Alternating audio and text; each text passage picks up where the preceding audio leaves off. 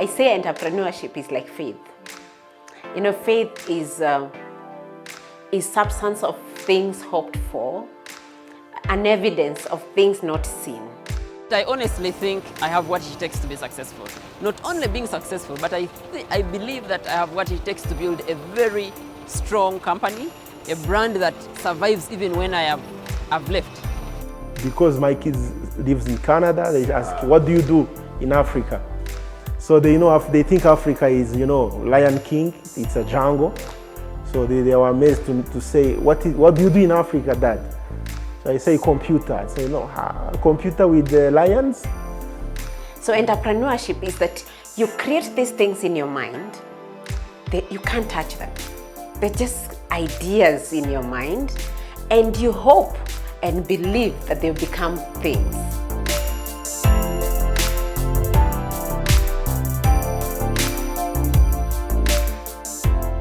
Startup, for me, I understand, it's where you want to start up a business. You come up with a plan, an idea, maybe where you want to have your business and what you want to do. So startup is like when you are starting your business or an idea that you have and you want to put it in practical way.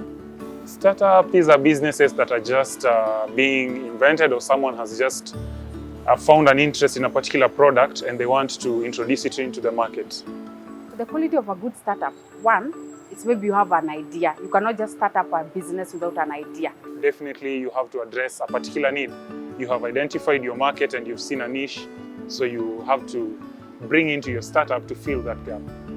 The startup phase is when you have dreamt of an idea to be able to solve a certain solution in the community. You bootstrap the process, and then you get to the point where you have a viable product or viable service that you're showing to people. Could be the first 3 to 4 years of your work, right, where people don't know you yet. But once you're making an impact in the lives of people, you're solving a specific problem. That, for me, it's just the beginning, is a startup, right? And then, of course, you go to the point where you've done this for several years. You're seemingly successful, and therefore people are asking for your service, or you're bringing in new products. Yeah, I'm good. 3, 2, 1, go.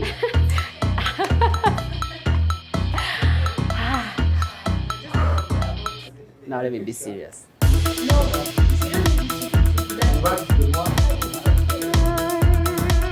My name is Ronald Hakiza, and I am a co-founder at yugabus.com.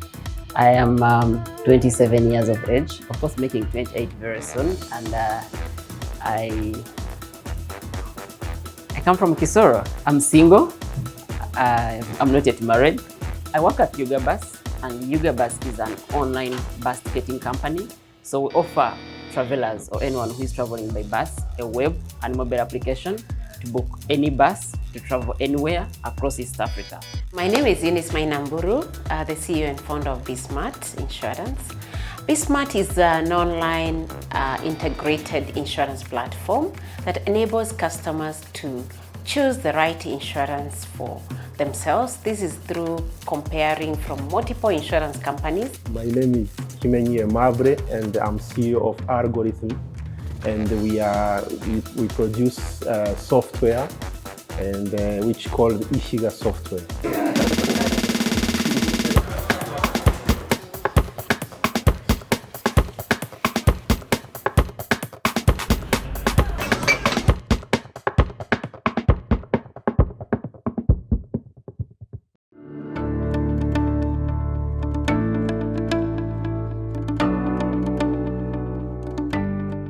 We are in an information era where when you know, you are more rich than someone who doesn't know. We produce software, and which called Ishiga software. Ishiga was created 10 years ago. Starting in Canada, I was working in a night shop where they was using a software. Then I was impressed how they do their reports easily, how my bosses, my managers can see everything without even being there. The problem pharmacists was facing before we came in is the administrative work, let's call it like that. In a pharmacy, they have to manage insurances prices. We have like 18 insurances. Everyone is dropping his prices. They have drugs. Drugs, they expire. They are not like other goods. And when it expired, you can't give to someone. Every pharmacy was isolated, every warehouses. So there was no way these people can see their data in one master data. So we created Ishiga Live, which was taking all this data. So all this headache, we try to resolve them inside our software, putting them in the cloud. So if you are anywhere, you can come and view your data. You can make one giant supermarket because you are inside, but to make a chain of pharmacies or supermarket, you need software to manage all the data, to know everything everywhere, every time, so you can control the finance, the stock, the inventory.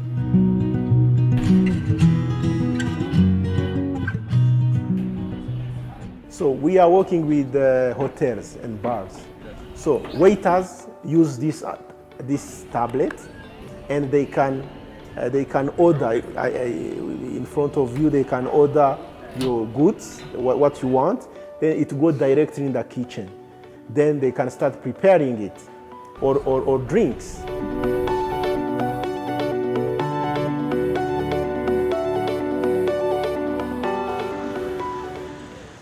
There is a mentality. So this is a challenge which we will be facing soon.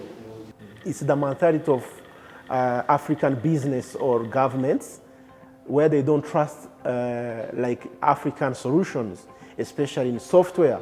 Challenges faced was two. One was to find skilled people, and the second was to find big contract which can sustain our company. We trained 20 to 40 students from undergraduate. We give them the way how to code in industry. So from there we take 5 top. So this fixed the problem of skills.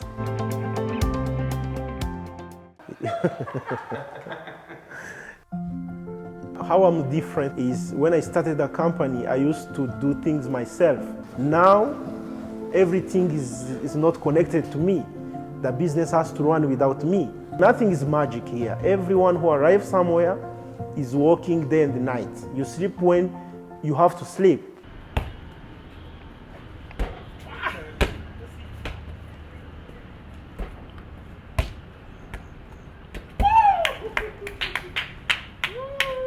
To do it outside funding, it's a family like spirit. You do with what you have.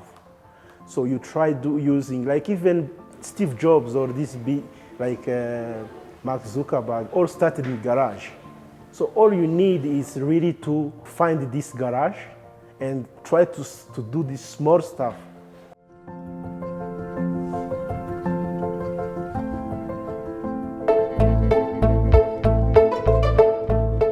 For money to come in, we had to allocate ourselves responsibilities.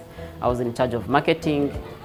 My colleague was in charge of growth and managing developers.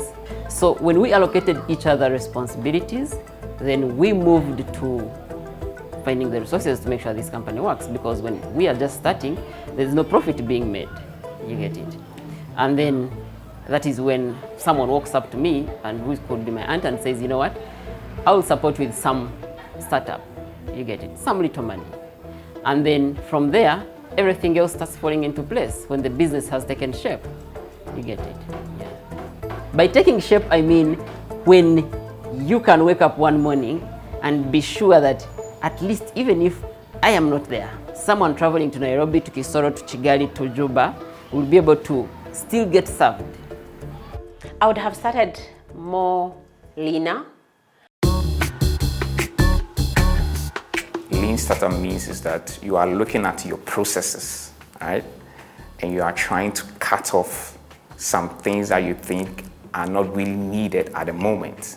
Do you get it? So for example, if you look at your financial model, what you think you could spend on that particular product, select a particular target market, look at actually what you actually need to be able to bring that product and then build upon as time goes on. You want to learn faster, you want to pivot faster than anybody. So it's, and that relates to failure. You have to fail sometimes, do you get it? Because as you are trying to learn, you want to fail and see how it works, whether it works or it doesn't work. So when you fail with that, it tells you that, okay, this didn't work. You try the next one, you pivot. And then that is what lean startup means. So we advise young people, startups, start lean, start small. Start small, but knowing where you want to go. The moment the business keep on growing, keep on filling the core strategic areas and the core positions for your business. You know, we started big, whereby even the amount we were paying the staff, our expenses were quite high.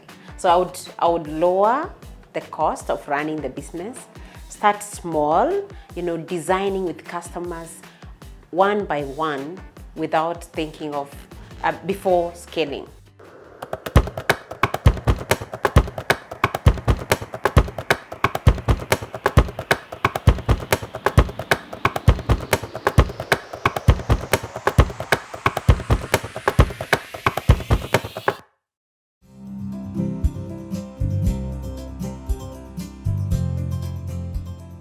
When I got into insurance, I discovered there's a lot of friction between insurance companies, insurance agents, and customers. And every day I kept asking, why, how can we reduce this friction? Because customers would complain. I get to know that I was not covered when there's a claim. And the insurance, from their point of view, they have given all the information through a policy document. So I needed to understand what is the real problem. Most of the young people have their income is not consistent. So how do we enable them accept insurance as a risk mitigation solution to their financial issues? And also, how can they access it hassle-free, conveniently, and at the comfort of their mobile phone? Someone hit my vehicle, and the process was so long and tiresome because we kept calling the office, and it took like over 1 month to get the vehicle repaired, yet we were on comprehensive cover.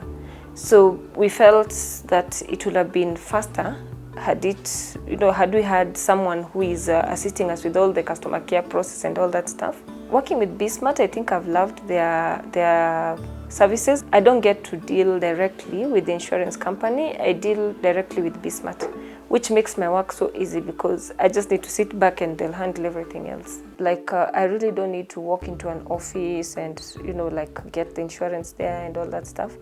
And just a click away, so to speak. We're in the digital era. We are in the 21st century, and things can be done in a better way. Things can be done in an easier way. So you find that if we have the startups that are bridging the gap, then it just works out very perfectly for the rest of us here. The problem we are solving is actually in the insurance sector. The penetration of insurance in Kenya is very low. And actually in Africa, apart from South Africa, most of the African countries, the insurance penetration is very low. Now, when you look at the demography of Africa, we have a very young population. Median age, 19 years old. And the insurance has been selling the same old products, the same way, same distribution channels, but then it means they cannot access the current customer. My lifestyle has changed. It has become simpler and easier. You see, when you're employed, you're a bit extravagant because you see, you know that every month there'll be more money, and so you can spend as much as you can because there's more money coming. And of course, the things that drives you when you're employed are different from what drives you when you're an entrepreneur. When I was quitting my job, I thought that when you quit job, you need a big office, many employees, so that then that's a measure of success. Look, today, I think different. It's how lean can I scale my business? How can I scale my business without increasing my costs? So those are the things that I look at.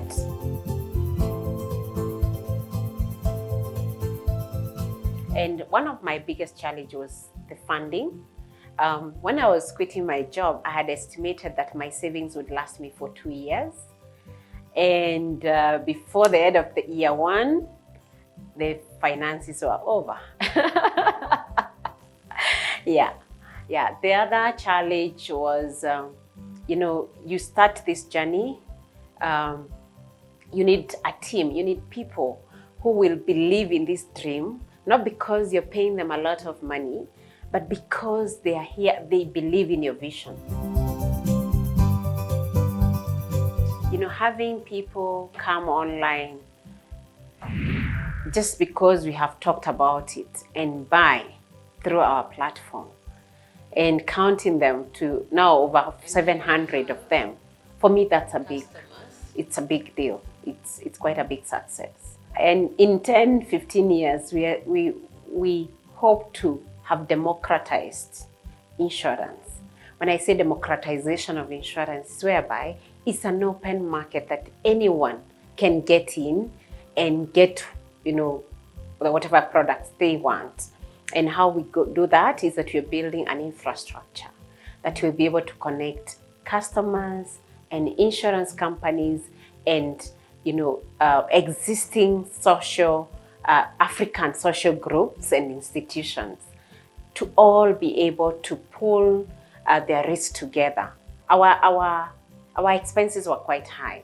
So I would lower the cost of running the business, start small and with the customers, designing with customers one by one without thinking of before scaling.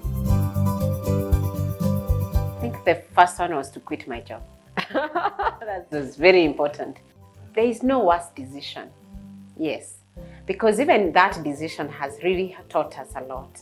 So I would say, for me, it's not about whether the decision is good or bad. It is a decision has to be made at the time it needs to be made. My mantra is, whether it is right or wrong, make the decision. You will learn the lessons as you progress.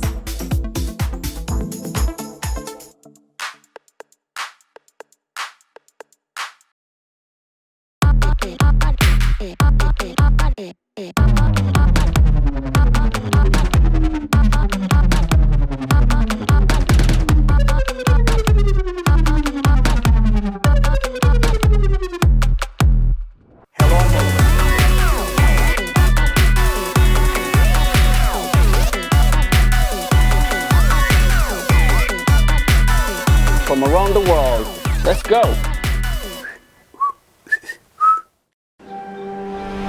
Hello, welcome to Straight Talk Africa, live from the Voice of America headquarters here in Washington. I am Shaka Sali. Straight Talk Africa, we call it like it is. We discuss issues that reflect the interests of our audience without fear or favor. We are guided by facts, and I look at myself as a servant of nothing but the truth.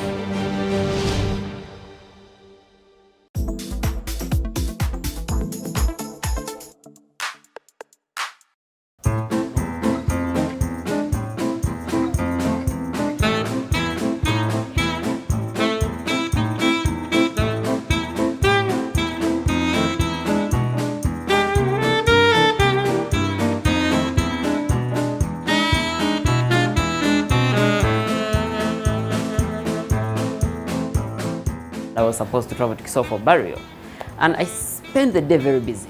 I couldn't go to the bus park to book a bus and then come back to do whatever I'm doing, and then go back to the bus park.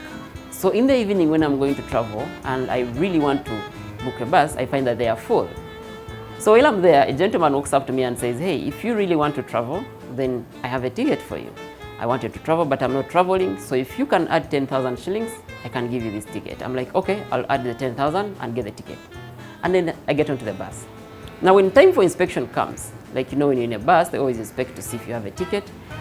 The guy inspecting tells me I have a fake ticket, and therefore I need to get off the bus or I need to pay for the ticket, for another ticket.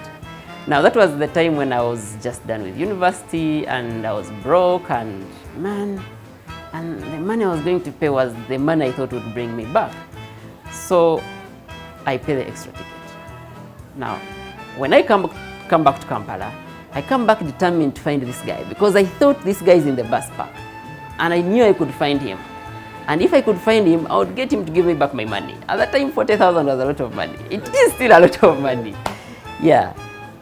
So when in the bus back, looking for that particular gentleman, because I could remember the face, one other guy tells me, Wekoya, you're just making, you're just wasting your time. This happens every single day. In there, I realized that there were many passengers who were failing to book buses on time, and they were falling in the hands of such guys. Therefore, they were losing money. So I said to myself, I think there has to be a better way people book bus tickets. The problem that Yuga Bus is addressing is the inconvenience that passengers have to go through in being able to book bus tickets. The whole inconvenience of you lining up at bus stations. The whole inconvenience of you having to go through the crazy traffic jam to be able to reach the bus station.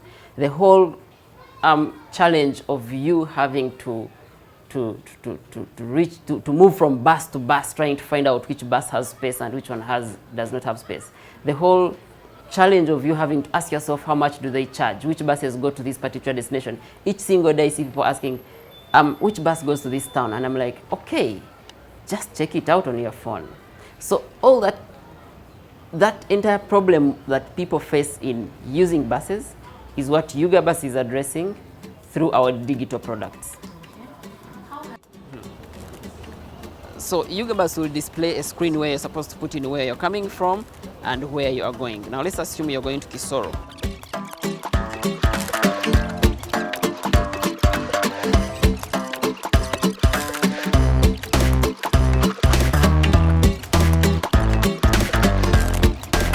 And then you have your ticket. So the time of set off, you just display this particular SMS at the bus and you travel. It's as simple as that.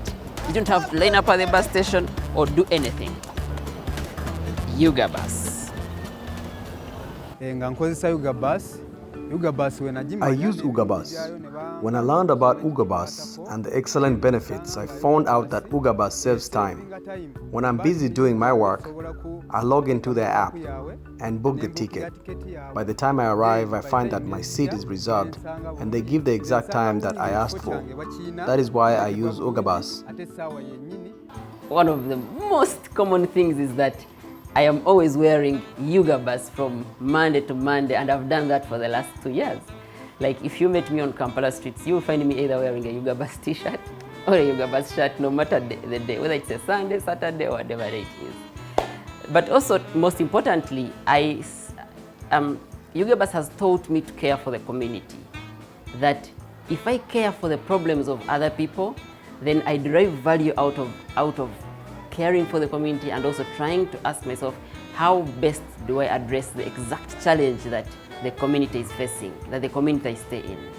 And also, most importantly, Yuga Bus has helped me understand how to handle my finances. Like, if you can carefully mobilize resources for the company and then also be able to allocate resources in the way they are supposed to be allocated, but also, most importantly, make sure that those resources don't go to waste. You realize that those lessons later on come from the company to my own personal life, and I'm a better human being. The advice to someone who wants to be an entrepreneur, who wants to start something, is first to find that thing. You have to find it, you have to like it, and you have to find negative people to try to break you down. You have to go in a shaking environment. We call it piscine, like it's a pool. You go in a pool, when you are alive on the other side means you are good. So that's the first thing. You have to see something you believe in and which you can be shaken. For someone who wants to become an entrepreneur, I think the best advice for them is to start. They just can't wait to have everything. You can't wait to have the right team, you can't wait to have the money, you can't wait to have the right idea. You just start. Eventually the idea modifies itself, the customers modify themselves, and even the right team comes on board when the problem you are solving is actually in existence. It's important to have some experience when it comes to running a business. And I always say, volunteer.